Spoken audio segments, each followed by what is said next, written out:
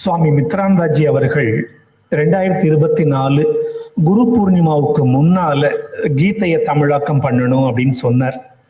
அன்னைக்கு ஆரம்பிச்சு 2025 குரு பூர்ணிமாவுக்கு சக்சஸ்ஃபுல்லா முடிச்சோம்.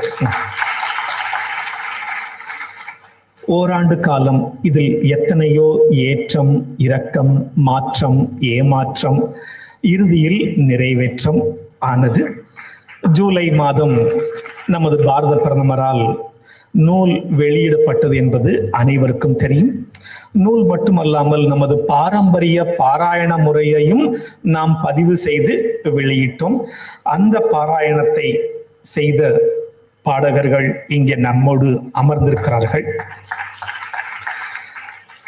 சாமியோட நோக்கம் என்னன்னு கேட்டா, 75 வருஷம் ஆச்சு சின்மயா மிஷன்ல பகவத்கீதையை மெயினா எடுத்துண்டு எவ்வளவு தூரத்துக்கு மக்களுக்கு ரீச் ஆச்சு அப்படின்னு கேட்கும் பொழுது ரொம்ப கம்மியான பெர்சன்டேஜ் தான் ரீச் ஆனது.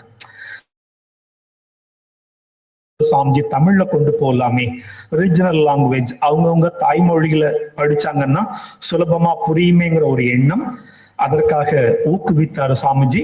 நாங்க ஒரு டீமா சேர்ந்து 1 இயர் பண்ணினோம்.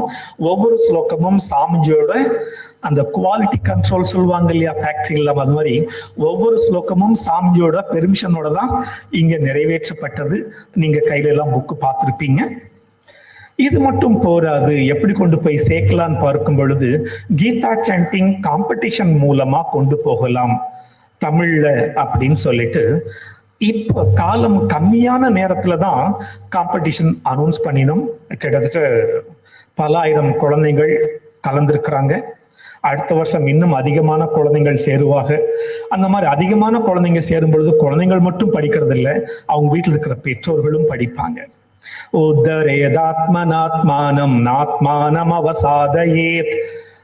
பல பேருக்கு சமஸ்கிருதம் தெரியாது, பட் இதுவே தமிழ்ல தன்னை தன்னால் உயர்த்தி கொள், தன்னை தன்னால் தாழ்த்தி கொள்ளாதே. மனசிலாயோ?